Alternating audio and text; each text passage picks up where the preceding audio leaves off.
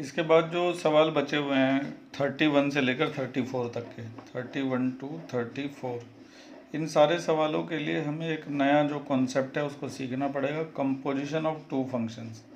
ये जो कॉन्सेप्ट है ये सिखाया जाता है चैप्टर नंबर 1 में, जो आपको अभी तक करवाया नहीं गया, लेकिन मैं जल्दी ही उसको भी करवाना शुरू करूँगा। तो कंपोजिशन ऑफ टू फंक्शन की पूरी डेफिनेशन पेज नंबर 12 एनसीईआरटी में मिलेगी। फिलहाल हम ज़्यादा गहराई से समझने के बजाय इसकी जो मेन चीज़ है वो समझ लेते हैं। कंपोजिशन ऑफ फंक्शन क्या होता है। मान लो कि एक फंक्शन है एफ एक्स और दूसरा फंक्शन है जी एक्स, तो इनका जो कंपोजिशन है वो इस तरह से रिप्रेजेंट किया जा सकता है, फॉग एक्स और गॉफ एक्स। ठीक है, हम ज़्यादा टेक्निकल नहीं हो रहे हैं यहाँ पे, क्योंकि टेक्निकल इसके बारे में तब होंगे जब हम इस चैप्टर को पढ़ेंगे। फिलहाल इतना समझ लेते हैं जिससे हम 31 से लेकर 34 तक के सवालों को कर पाएँ ईजीली। तो अगर दो फंक्शन है, एक एफ एक्स है और दूसरा जी एक्स है, तो इनका जो कंपोजिशन है वो दो तरीके से हो सकता है, एक फॉग एक्स और दूसरा गॉफ एक्स। अब फॉग एक्स है तो क्या लिखेंगे हम, अगर फॉग एक्स है तो उसको हम लिखेंगे एफ जी एक्स। ठीक है, और गोफ एक्स है तो उसको हम लिखेंगे जी एफ एक्स। ठीक है, और ये काम कैसे करता है ये भी मैं आपको समझा देता हूँ सवालों को करवाने से पहले, क्योंकि अगर आप इसको समझ लेंगे तो सवालों समझने में कोई दिक्कत नहीं आएगी। तो ये हमने एग्जांपल ले लिया है, ये वैसे भी हमारे जो क्वेश्चन नंबर 31 है उसमें ये फंक्शन हमें दिया हुआ है, तो इसको मैंने फ़िलहाल पी एक्स मान लिया है। अब ये जो फंक्शन है इसको हम दो फंक्शन का कंपोजिशन की तरह से लिख सकते हैं। हम इसके एक हिस्से को तो ऐसे लिख देंगे कि f x is equal to cos x, और दूसरा हिस्सा ऐसे लिख देंगे कि g x is equal to x square. बड़े ध्यान से समझते रहना, इसको ढंग से समझना पड़ेगा कंपोजिशन को, तभी आगे के सवाल समझ में आएंगे। ठीक है, अब इसको हमने दो हिस्सों में बांट दिया है। अब अगर मैं फॉग एक्स लिखता हूँ, फॉग एक्स, तो फॉग एक्स को क्या लिखेंगे, F G x, F G x. बड़े ध्यान से देखते रहिएगा, कम से कम 3 सवालों के बाद ये चीज़ क्लियर हो पाएगी। इसके बाद एफ तो ऐसे ही रहेगा, जी एक्स की जगह क्या आएगा, एक्स स्क्वायर। ठीक है, अब एफ एक्स स्क्वायर की जगह देखो क्या आएगा, अगर एफ एक्स कॉस एक्स है तो एफ एक्स स्क्वायर क्या होगा, कॉस एक्स स्क्वायर, यानी कि वही फंक्शन तैयार हो गया। तो हमने उस फंक्शन को दो अलग अलग फंक्शन में डिवाइड कर दिया था, फिर हमने उसका कंपोजिशन निकाल के देखा तो सेम फंक्शन आ गया। तो इसका मतलब हमने जो इस फंक्शन को दो अलग अलग फंक्शन में डिवाइड किया है वो बिल्कुल सही डिवाइड किया है। अब मान लो कि कोई बच्चा इसमें गड़बड़ी कर देता है और वो यहाँ पर गॉफ एक्स निकाल देता है, गॉफ एक्स। अब गॉफ एक्स के लिए क्या लिखा जाएगा, जी एफ एक्स, और जी ऐसी एफ एक्स की वैल्यू क्या है, कॉस एक्स। ठीक है, अब जी कॉस एक्स है ये, जब जी एक्स एक्स स्क्वायर है तो जी कॉस एक्स क्या होगा, कॉस स्क्वायर एक्स। तो क्या हमारा वही फंक्शन आया, नहीं आया। ठीक है, तो इस तरीके से आपको एक सही कंपोजिशन बनाना पड़ेगा। इन सवालों में 31 से लेकर 34 तक बस इसी बात का ध्यान रखना है कि सही कंपोजिशन कैसे बनेगा। ठीक है, तो सही कंपोजिशन बना के फिर हम सवालों को करना शुरू करते हैं। तो अब कंपोजिशन बनाएंगे हम अपने सवालों के अंदर ही, ध्यान से देखते रहिएगा। जो चीज़ यहाँ पर कुछ कमी रह गई है वो आगे सवालों में क्लियर हो जाएगी। ठीक है, बढ़ते हैं। दो फंक्शन का कंपोजिशन समझने के बाद क्वेश्चन नंबर 31 पर पहुंचने से पहले हमें एक थ्योरम और रीड करनी पड़ेगी। ये थ्योरम हमारी बुक में पेज नंबर 158 पर दी गई है। इस थ्योरम के according, suppose f and g are real valued functions such that f o g is defined at c. मान लो एफ और जी दो रियल वैल्यूड फंक्शन है और उनका फॉग यानी कि उनका कंपोजिशन डिफाइंड है किसी कांस्टेंट पर। If G is continuous at C and F is continuous at GC, then fog is also continuous at C. आसान भाषा में ऐसे समझ सकते हैं कि अगर दो फंक्शन हैं, दोनों के दोनों कंटिन्यूस हैं, तो उनका जो कंपोजिशन है वो भी क्या होगा, कंटिन्यूस होगा। आसान भाषा में ऐसे समझ में आएगा। इससे पहले हमने ऐसी एक और थ्योरम पढ़ी थी, थ्योरम 1। उसके अकॉर्डिंग अगर दो फंक्शन कंटिन्यूस हैं तो उनका सम भी कंटिन्यूस होगा, उनका डिफरेंस भी कंटिन्यूस होगा, उनका प्रोडक्ट भी कंटिन्यूस होगा, और उनका जो डिवीजन है, कोशेंट भी क्या होगा, कंटिन्यूस होगा। ये भी करीब करीब ऐसी थ्योरम है। इसके अकॉर्डिंग अगर दो फंक्शन कंटिन्यूस हैं तो उनका कंपोजिशन भी क्या होगा, कंटिन्यूस होगा। और कंपोजिशन क्या होता है अभी पिछले पेज पर बताया था। ठीक है, अगर कंपोजिशन समझ में नहीं आया उसको बार बार रिपीट करके देखो, और अभी सवाल करेंगे ना उसमें कंपोजिशन ढंग से समझ में आ जाएगा। तो मैं सवाल लिखता हूँ पहला। तो ये सवाल है हमारा कि show that function defined by this is a continuous function. अगर आप इस सवाल को सीधे ही लेके LHL RHL उस तरीके से करने की कोशिश करेंगे तो आप कामयाब हो नहीं पाएंगे, क्योंकि ये जो फंक्शन है ये दो अलग अलग फंक्शन का कंपोजिशन है। इसके अंदर दो फंक्शन है, मैं आपको दिखा देता हूँ कौन कौन से फंक्शन है। Let gx is equal to x square and hx is equal to cos x। ये जो फंक्शन आप देख रहे हैं ये दो फंक्शन का मिक्स है, यानी कि दो फंक्शन का कंपोजिशन है। तो पहले तो हम ये प्रूव करके दिखाएंगे कि ये वाला फंक्शन और ये वाला फंक्शन दोनों ही फंक्शन क्या हैं, कंटिन्यूस हैं, ठीक है। और क्योंकि ये दोनों फंक्शन कंटिन्यूस हैं तो जो इनका कंपोजिशन है ये भी क्या होगा, कंटिन्यूस होगा। तो पहला काम तो ये करके दिखाना पड़ेगा कि ये दोनों कंटिन्यूस हैं। अब इनको कंटिन्यूस कैसे प्रूव करोगे, इस वाले को तो बताने की ज़रूरत है नहीं। cos x को कैसे कंटिन्यूस प्रूव किया था, याद होगा आपको। एक कांस्टेंट ले लिया था c पे इसका LHL और RHL निकाला था। अगर याद ना आ रहा हो तो पिछली वीडियोस देख लीजिए। इसमें भी आप एक कांस्टेंट c ले लेंगे, c पे LHL और RHL निकालेंगे, ठीक है। तो पहले इन दोनों फंक्शंस को कंटिन्यूस प्रूव करके दिखाएंगे। उसके बाद दूसरे काम आपको ये दिखाना होगा कि ये जो फंक्शन है ये इन दोनों का क्या है, कंपोजिशन है। वो मैं अब यहाँ पे दिखाने वाला हूँ, देखिए कैसे। hog x निकालेंगे, hog x, ठीक है। hog x निकालने के लिए ये hx है, ये gx है, इससे hog x बनाएंगे तो ये बन जाएगा। देखो कैसे, hog x को हम क्या लिख सकते हैं, hgx। पूरे फोकस से देखते रहना, आएगा समझ में 100%। h ऐसे ही gx की जगह क्या लिखोगे, एक्स स्क्वायर, ठीक है। उसके बाद hx क्या है, cos x है, तो x स्क्वायर क्या होगा, cos x स्क्वायर। तो hog x जो है वही आ गया कि नहीं आ गया हमारा फंक्शन। तो हमने ये साबित कर दिया कि ये जो फंक्शन लिखा हुआ है f(x), ये gx का और hx का क्या है, कंपोजिशन है। क्योंकि जब हमने gx का और hx का ये निकाला ना hog x, तो हमारा वही फंक्शन आ गया। अब कोई बच्चा गलती से इसमें gohx निकालेगा जब, तो उसका ये नहीं बनेगा, इसका कुछ और ही बनेगा। मैंने दिखाया था ना पिछले पेज पर, ये देखो उसका ये बन जाएगा अगर उसने ये निकाल दिया goh, जबकि निकालना क्या है, hogx निकालना है, hog x निकालना है, ठीक है। मतलब कंपोजिशन बनाने के बाद आपका वही फंक्शन वापस आना चाहिए, नहीं तो इसका मतलब कुछ ना कुछ गड़बड़ हुई है अगर वो फंक्शन वापस नहीं आ रहा है, ठीक है। इसके बाद मैं यहाँ पे एक लाइन लिख देता हूँ। तो मैंने ये लाइन लिखी है, इसके नीचे समझ लीजिए क्या है। Clearly gx and hx are two continuous function. gx भी कंटिन्यूस है, hx भी कंटिन्यूस है। तो hog जो है, hog मतलब उनका कंपोजिशन। hog क्या बना था, cos x स्क्वायर। ये देखो hog क्या बना था, cos x स्क्वायर, और जो कि किसके इक्वल था, fx के।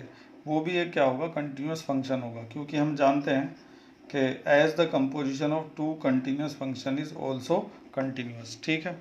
तो मुझे लगता है कि इनको आप कंटिन्यूस प्रूव कर देंगे। अब अगर ये सवाल 4 नंबर का आता है, 4 नंबर का, तो पहले आप इसको कंटिन्यूस प्रूव करके दिखाएंगे कांस्टेंट लेकर, फिर इसको कंटिन्यूस प्रूव करके दिखाएंगे और उसके बाद ये चीज़ें लिखेंगे, ठीक है। और अगर सिर्फ एक ही नंबर का सवाल आता है तो आप डायरेक्ट ऐसे लिखेंगे, क्योंकि हम जानते हैं कि ये एक पॉलिनोमियल फंक्शन है तो ये कंटिन्यूस होता है एवरीवेयर।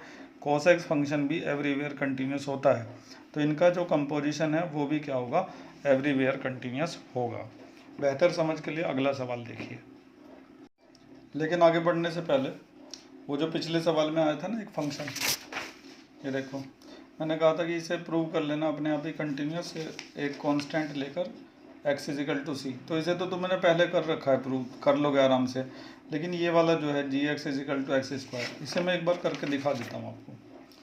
देखो gx is equal to x square, अगर हम इसको कंटिन्यूस प्रूव करना चाहते हैं at x is equal to C, और c बिलोंग टू क्या है, r। c किसी भी रियल नंबर को रिप्रेजेंट कर सकता है, तो इसके बस LHL RHL निकालेंगे हर बार की तरह से। तो यहाँ तक तो मैंने वो पुरानी चीज़ें जल्दी से लिख दी हैं। अब इसके बाद देखो क्या होगा, limit h tends to 0, f minus H की जगह पर क्या आ जाएगा, सॉरी मुझे यहाँ पे g लेना चाहिए था, लेकिन चलो कोई बात नहीं, इसी का f बना देता हूँ, ठीक है। ये हो गया f, ठीक है। f माइनस एच की जगह क्या आएगा, माइनस एच का स्क्वायर, और इधर क्या आएगा, limit h tends to 0, F H की जगह h का स्क्वायर, ठीक है। अब जब 0 रख देंगे यहाँ पर तो 0 आ जाएगा, और इधर भी h की जगह 0 रखने पर क्या आ जाएगा, 0 LHL बराबर RHL कंटिन्यूस हो गया बड़े आराम से। तो इसमें डरने की कोई बात नहीं है, इसके बजाय x³ आ जाए या x² + 1 आ जाए, सबको बड़े आराम से आप कंटिन्यूस प्रूव करके दिखा सकते हैं।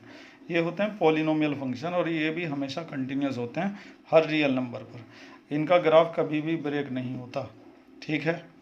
cos x वाला कर लोगे अपने आप, जैसे sin x का किया था ऐसे ही cos x का भी कर सकते हो, ठीक है। पुरानी वीडियोस देख लेना, उससे कंटिन्यूस आप कर पाएंगे इनको आसानी से। चलिए बढ़ते हैं आगे। चलिए खैर अब बड़े ध्यान से समझिएगा क्वेश्चन नंबर 32 को, f(x = mod cos x)। तो ये सवाल जो है ये भी दो फंक्शन का कंपोजिशन है, एक तो मोड फंक्शन का और दूसरा कॉस फंक्शन का। तो उन दोनों फंक्शंस को पहले लिखेंगे इस तरह से कि लेट, अब ये f(x) है तो हमें gx और hx लेने पड़ेंगे इसके बजाय। तो gx ले लेते हैं क्या, mod x, और hx क्या ले लेते हैं, hx ले लेते हैं cos x, ठीक है। ऐसे लेने के बाद पहले तो ये दिखाएंगे कि ये जो फंक्शन है ये इन दोनों का कंपोजिशन कैसे है। अब मान लो कि मैं यहाँ पे वो निकाल देता हूँ hog x, hog x से क्या गड़बड़ी होगी वो देख लीजिए। hog x निकाला मैंने जैसे, तो hog x को क्या लिखेंगे, h gx, ठीक है। h ऐसे ही रहेगा, gx की जगह क्या आ जाएगा, mod x। अब h mod x को क्या लिखेंगे, अगर hx cos x है तो h mod x क्या हुआ, cos mod x। तो क्या ये वही फंक्शन है, नहीं है। तो इसका मतलब यहाँ पर hog निकालना बिल्कुल गलत रहेगा, ये गलत है, ठीक है। तो इसकी जगह हमें क्या निकालना चाहिए, गो निकालना चाहिए, गो x, इसमें सही बनेगा बिल्कुल। ये मैंने तुम्हें ऐसे दिखा दिया कि ये गलती भी हो सकती है। गो x निकालोगे तो क्या लिखोगे, GHX, ठीक है। तो g तो ऐसे ही रहेगा, hx की जगह क्या लिखोगे, cos x, क्लियर। अब ये g है और ये पूरा x है, gx, तो gx को क्या लिखना है, mod x लिखना है, mod x। अब सही बन गया, अब हमारा वही फंक्शन आ गया जो कि क्या है, f(x). तो पहले तो सबसे पहला काम क्या होगा इस तरह के सवालों में कि जो तुम्हें फंक्शन दिया गया है उसे तुम दिखाओगे कि वो दो अलग अलग फंक्शन का क्या है, कंपोजिशन है। और उसके बाद बस एक लाइन लिखनी पड़ेगी, क्योंकि हमारा फंक्शन दो कंटिन्यूस फंक्शन का कंपोजिशन है, इसलिए हमारा फंक्शन भी क्या होगा, कंटिन्यूस होगा, क्योंकि हम जानते हैं कि दो कंटिन्यूस फंक्शन का कंपोजिशन भी कंटिन्यूस होता है। अब इन फंक्शन को देखो, cos x एवरीवेयर कंटिन्यूस होता है, ये मोड फंक्शन है, ये भी एवरीवेयर कंटिन्यूस होता है। एक्सरसाइज के एंड में ना मैं एक लिस्ट बना के दूंगा कि कौन कौन से फंक्शन हमेशा कंटिन्यूस होते हैं, ठीक है। एक नंबर में आएगा तो खाली बस लिखना है इतना, और 4 का आया तो पहले इसे कंटिन्यूस करके दिखाओगे, c कांस्टेंट लेके LHL RHL, और फिर इसे करके दिखाओगे और फिर ये काम करोगे, ठीक है। तो ये मैंने बहुत कुछ लिख दिया है यहाँ पे, रिपीट कर देता हूँ क्या लिखा है। Because gx and hx both are continuous function, ये ऊपर वाले gx और hx दोनों के दोनों क्या हैं, कंटिन्यूस फंक्शन है फॉर ऑल रियल नंबर्स। तो जो f(x) है हमारा वाला फंक्शन, जो इन दोनों का कंपोजिशन है, ठीक है, वो भी क्या होगा, एक कंटिन्यूस फंक्शन होगा, as the composition of two continuous function. चलिए फिर कंपोजिशन वाला एक और सवाल हमारे सामने है, मैं फिर से रिपीट कर देता हूँ कि अगर आप इस सवाल को सीधे ही एक कांस्टेंट लेके x = c, इसका LHL RHL निकालेंगे तो आप कामयाब नहीं हो पाएंगे इसको कंटिन्यूस प्रूव करने में, ठीक है।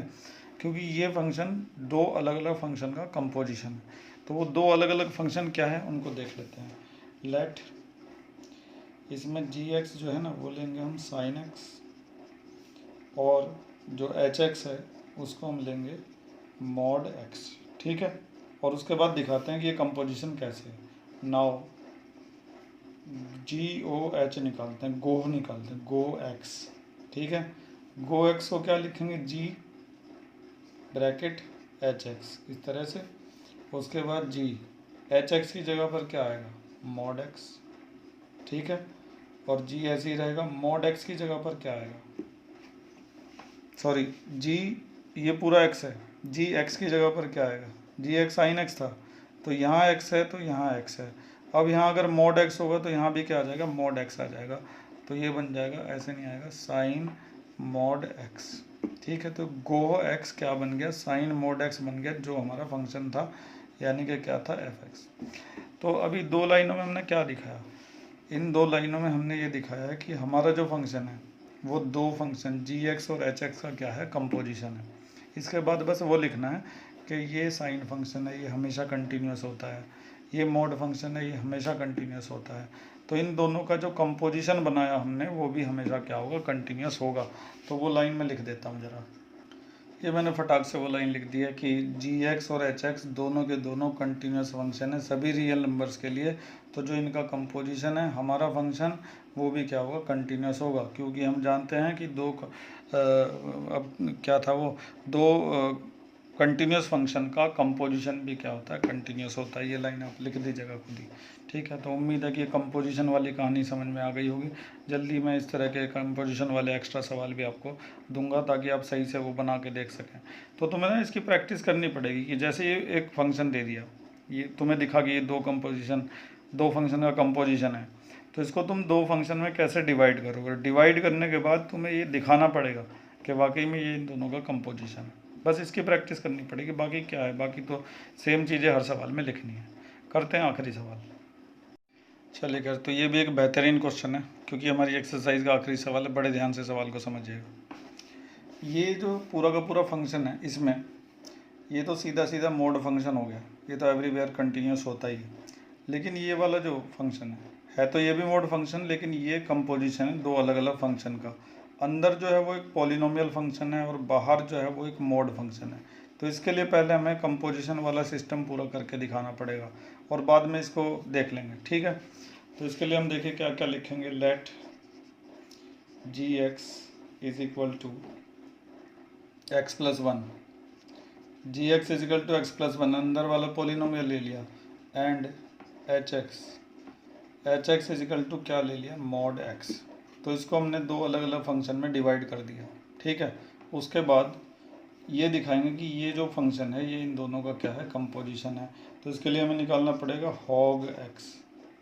वैसे तुम GOH(x) भी निकाल के देख लेना, ये नहीं बनने वाला, hog से बनेगा, ठीक है। तो मैं बनाने जा रहा हूँ, ध्यान से देखिएगा। hog x की जगह पर क्या आएगा, कुछ नहीं आएगा, ये तो काट ही देता हूँ। hog x की जगह मुझे क्या लिखना था, hg(x), इस तरह से लिखना था, ठीक है, ब्रैकेट बंद। इसके बाद h तो ऐसे ही रहेगा। अब gx की जगह क्या लिखूँगा, gx की जगह ये लिखूँगा x प्लस 1, ठीक है। और उसके बाद hx अगर ये है तो hx प्लस 1 क्या होगा, हाँ सही कह रहे हो, hx प्लस 1 होगा मॉड x प्लस 1, ठीक है। तो हमारा यही फंक्शन बन गया, कहाँ, ये वाला। तो हमने ये दिखाया कि ये जो फंक्शन है ये दो अलग अलग फंक्शंस का क्या है, कंपोजिशन है। अब ये एक पॉलिनोमियल फंक्शन है, हमेशा कंटिन्यूस होता है, ये एक मोड फंक्शन है, हमेशा कंटिन्यूस होता है। तो इन दोनों का जो कंपोजिशन है ये वाला फंक्शन, ये भी क्या होगा, एक कंटिन्यूस फंक्शन होगा। मैं इसके लिए यहाँ पे लिख देता हूँ। तो वही पुरानी लाइन में लिख दी है कि g(x) h(x) ये भी कंटिन्यूस है, ये भी कंटिन्यूस है। तो इनका जो कंपोजिशन है ये भी क्या होगा, कंटिन्यूस होगा, क्योंकि हम जानते हैं कि दो कंटिन्यूस फंक्शंस का कंपोजिशन भी कंटिन्यूस होता है। लेकिन कहानी अभी ख़त्म नहीं हुई है, अब अपने फंक्शन पर वापस आओ। नाउ हमारा जो फंक्शन है f(x), अब उनसे देखो लिखेंगे क्या। ये जो मोड x है, मोड x क्या है, h(x) है, ठीक। और माइनस ये क्या चीज़ है, ये है hog x, देखो hog x, ठीक। अब hx जो है मोड फंक्शन है, हमेशा कंटिन्यूस होता है, और hog x को हमने ऊपर कंटिन्यूस प्रूव करके दिखा दिया। अब दो कंटिन्यूस फंक्शन का जो डिफरेंस होता है वो भी हमेशा क्या होता है, कंटिन्यूस होता है। उनका सम भी कंटिन्यूस होता है, उनका प्रोडक्ट भी, सब कुछ कंटिन्यूस होता है। तो बस यहाँ पे वो लाइन लिख देंगे। तो मैंने वो लाइन लिख दी है कि which is the difference of two continuous function. हमारा जो f(x) है, जो हमें दिया गया था फंक्शन, वो दो कंटिन्यूस फंक्शन का क्या है, डिफरेंस है। और हम ये जानते हैं कि दो कंटिन्यूस फंक्शन का डिफरेंस भी क्या होता है, कंटिन्यूस होता है। पूरे सवाल को एक बार फिर से लेना पड़ेगा, क्योंकि इस सवाल के अंदर ना दो थ्योरम ने काम किया है, थ्योरम 1 ने और थ्योरम 2 ने। पहले तो थ्योरम 1 और थ्योरम 2 को रिपीट करवाता हूँ। थ्योरम 1 तो ये कहती है कि अगर दो फंक्शन कंटिन्यूस हैं तो उनका सम, उनका प्रोडक्ट, उनका डिफरेंस, उनका कोशेंट सब कंटिन्यूस होगा। और थ्योरम 2 क्या कहती है कि अगर दो फंक्शन कंटिन्यूस हैं तो उनका कंपोजिशन भी क्या होगा, कंटिन्यूस होगा। तो इस सवाल का जो ऊपर वाला हिस्सा है, मतलब कि यहाँ से लेके यहाँ तक का, तो यहाँ तो हमने इस्तेमाल किया कि इसका थ्योरम 2 का, कंपोजिशन वाली जो थ्योरम है। और जो नीचे वाला हिस्सा है उसमें हमने इस्तेमाल किया है थ्योरम 1 का, जो हमें ये बताती है कि दो फंक्शन कंटिन्यूस अगर हुए तो डिफरेंस, सम, प्रोडक्ट सब कुछ क्या होगा, कंटिन्यूस होगा। तो उम्मीद है कि ये बढ़िया सवाल आपकी समझ में आ गया होगा, क्योंकि इसमें दोनों थ्योरम का इस्तेमाल हुआ है। बहुत ही अच्छे से इस सवाल की प्रैक्टिस आपको करनी पड़ेगी। इसके अलावा कई जगह पर इसको ऐसे ही भेड़ भी दिया जाता है, उल्टा सीधा LHL RHL लेके सवाल को करवा दिया जाता है, जो कि सही नहीं है। ठीक है, अगर ये सवाल 1 या 2 नंबर में आता है तो ऐसे ही करना पड़ता है, लेकिन अगर ये सवाल 4 नंबर का आता है तो पहले इसको कंटिन्यूस प्रूव करके दिखाओगे मोड फंक्शन को, और फिर इसे कंटिन्यूस प्रूव करके दिखाओगे सिर्फ x+1 को, पॉलिनोमियल फंक्शन, वही C लेके LHL और RHL। तो उम्मीद है कि पूरी एक्सरसाइज आपको बढ़िया तरीके से समझ में आई होगी। अगर आती है समझ में तो मुझे कमेंट्स में ज़रूर लिखा करें, बढ़िया समझ में आता है तो, और कोई कमी रह जाती है तो भी कमेंट्स में या फिर व्हाट्सएप मैसेज भेज के ज़रूर लिखा करें, ताकि उस कमी को दूर किया जा सके। लेकिन अभी जाइए मत, अभी मैं आपको थोड़ी सी RD शर्मा पढ़ाऊँगा, बहुत ज़रूरी है उसको पढ़ना। तो मुझे ना तुम्हें RD शर्मा के कुछ इंपॉर्टेंट टॉपिक पढ़ाने हैं। कुछ तो हमारी बुक में है लेकिन कुछ बुक में नहीं है, तो उनको पढ़ना ज़रूरी है। थ्योरम 1, तो थ्योरम 1 तो मैंने तुम्हें बहुत बार बता रखी है कि अगर दो फंक्शन कंटिन्यूस हैं तो उनका सम, दिख रहा होगा थोड़ा कैमरा सही है ना, उनका सम, उनका डिफरेंस, उनका प्रोडक्ट, और उनमें अगर किसी कांस्टेंट की मल्टीप्लाई कर दें, उनका डिवीजन, ठीक है, और उनका जो रेसिप्रोकल है जो हमने कोसेक वाले में इस्तेमाल किया था, वो सब क्या होंगे, कंटिन्यूस होंगे। लेकिन ये जो डिवाइड वाले हैं ना, इनमें इस बात का ध्यान रखना पड़ता है कि किसी भी वजह से नीचे वाला जीरो नहीं बनना चाहिए, तो उसके लिए यहाँ पे लिखा हुआ है। ठीक है, ये तो थ्योरम 1 है। इसके बाद आगे कहाँ है, ये रही। ठीक है, अगर आपको ये दिखाई नहीं देता तो मुझे ज़रूर लिखा करें। तो थ्योरम 2 में क्या लिखा है कि the composition of two continuous function is continuous function. ठीक है, मतलब कंटिन्यूस फंक्शन का जो कंपोजिशन होता है वो भी कंटिन्यूस होता है। इसका भी हमने इस्तेमाल काफ़ी किया है आखिर के सवालों में। ठीक है, तीसरा, if f is a continuous function on its domain then mod of f is also a continuous function. ठीक है, अगर एक कंटिन्यूस फंक्शन है तो उस मतलब मान लो कि एक कंटिन्यूस फंक्शन है तो उसका जो मोड होगा वो भी क्या होगा, एक कंटिन्यूस फंक्शन होगा। काफ़ी सारी थ्योरम है यहाँ पर, काम आती रहती है, पता होना चाहिए इन सब का। A constant function is everywhere continuous. Constant function ऐसे होता है जैसे f(x) = c लिखा है, c फॉर कांस्टेंट, या फिर f(x) = 5 लिखा है, तो चाहे LHL ले लो चाहे RHL ले लो, दोनों में 5 ही आएगा। तो कांस्टेंट फंक्शन भी हमेशा क्या होता है, कंटिन्यूस होता है। इसके बाद आता है आइडेंटिटी फंक्शन, वो भी हमेशा कंटिन्यूस होता है। आइडेंटिटी फंक्शन इस टाइप का होता है, f(x) = x, यहाँ 1 रखोगे तो इधर 1 आएगा, यहाँ 2 रखोगे तो यहाँ पे 2 है, ये भी हमेशा कंटिन्यूस होता है। तो ये जो मैं तुम्हें सिखाता जा रहा हूँ ना कि इन थ्योरम को अपने आप तुम प्रूव कर सकते हो। जैसे तुम्हें इस फंक्शन को प्रूव करना है कि ये कंटिन्यूस है या नहीं, तो इसके लिए बस c ले लेना, c पे इसका LHL निकालना, RHL निकालना, आ जाएगा कंटिन्यूस, और ना आए तो मुझे लिखना इस बारे में। ठीक है, अब ये आ गई एक और थ्योरम, ये नंबर है इसका 6, थ्योरम नंबर 6। अब polynomial function is everywhere continuous. Polynomial function जो होता है वो भी हमेशा क्या होता है, कंटिन्यूस होता है। पॉलिनोमियल फंक्शन मैंने बता दिया था किस टाइप के होते हैं, ऐसे होते हैं f(x) = x² या x² + 1 x³ + 3, इस तरह के होते हैं पॉलिनोमियल फंक्शन। 11th में हैं ये सारे फंक्शन। नीचे 7वीं थ्योरम, मॉडुलस फंक्शन हमेशा कंटिन्यूस होता है, वो ऐसा होता है f(x) = mod x। ठीक, एक्सपोनेंशियल फंक्शन हमेशा कंटिन्यूस होते हैं, वो ऐसे होते हैं e⁻x हो गया, जैसे e⁻x हो गया, ये एक्सपोनेंशियल फंक्शन होते हैं, ये भी हमेशा कंटिन्यूस होते हैं। अब हमारे पास सामने ऐसे ही फंक्शन आ रहे हैं जो हमेशा कंटिन्यूस होते हैं। थ्योरम नंबर 9, लॉगरिथमिक फंक्शन भी हमेशा कंटिन्यूस होता है। लॉगरिथमिक फंक्शन ऐसा होता है f(x) = log x। ठीक है, तो अगर सवाल हमारा 1 नंबर में आता है तो हम ये सीधे लिख सकते हैं कि ये जो फंक्शन है ना ये हमेशा कंटिन्यूस होता है। लेकिन अगर 4 का है तो दिखाना पड़ेगा प्रूव करके, LHL RHL उसके निकाल के दिखाने पड़ेंगे। 10वां, साइन फंक्शन हमेशा कंटिन्यूस होता है, इसको हमने दिखा भी रखा कई बार प्रूव करके। इसके अलावा कॉस फंक्शन जो होता है वो भी हमेशा क्या होता है, कंटिन्यूस होता है। इसके अलावा टेंजेंट फंक्शन tan थीटा को क्या लिखते हैं हम, sin θ/cos θ। ठीक है, अब sin θ भी कंटिन्यूस होता है, cos θ भी कंटिन्यूस होता है, तो tan θ भी क्या होगा, कंटिन्यूस होगा, केवल उस कंडीशन को छोड़ के जो cos θ को क्या बनाती होगी, 0 बनाती होगी। तो उसके लिए यहाँ पे लिखा हुआ है। ऐसा सवाल मैं आपको करवा चुका हूँ, tan θ के बजाय वहाँ पे cot θ था। ठीक है, 13वीं थ्योरम, कोसेकेंट फंक्शन जो है वो कंटिन्यूस होता है अपने डोमेन में। कोसेक के बारे में इन्होंने ऐसा इसलिए लिखा क्योंकि कोसेक जो होता है उसे हम क्या लिखते हैं, 1/sin x लिखते हैं। अब sin x हमेशा कंटिन्यूस होता है तो कोसेक x भी हमेशा कंटिन्यूस होगा क्योंकि ये उसके कोशेंट से आ रहा है निकल के। लेकिन जो चीज़ sin x को 0 बनाती होगी उसमें ये कंटिन्यूस नहीं होगा, इसीलिए ऐसे में डोमेन का इस्तेमाल किया जाता है। ऐसे जो फंक्शन होते हैं जिसमें किसी भी वजह से वो कंटिन्यूस नहीं हो रहा, किसी एक भी वजह से, तो वहाँ पे डोमेन लिखा जाता है।